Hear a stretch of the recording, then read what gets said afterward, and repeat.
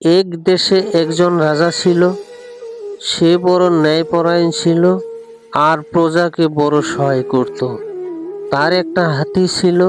হাতিটা বড় জ্ঞানী ছিল, কখনো কাউকে আক্রমণ করত না। সে রাজার বাড়ি পহরা দিত। একদিন রাতে দুইটা চোর এসে হাতির পাশে দাঁড়াইয়া বলতে লাগলো যে রাজার ঘরে চুরি করব।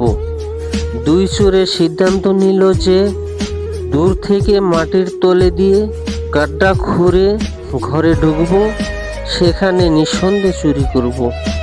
এক চোরে বলল যে সেখানে যদি কেউ বাধা দিতে এসে তাহলে তাকে লাগে মেরে ফেলবো। আরেকজন বলল চোরের ভালো গুণ থাকলে কখনো চুরি করতে পারবো না, মনটা কঠোর হতে হবে, তাহলে সে চুরি করতে পারবো। তারপরে দুই চোরে চুরি করে ধীরে ধীরে চলে গেল।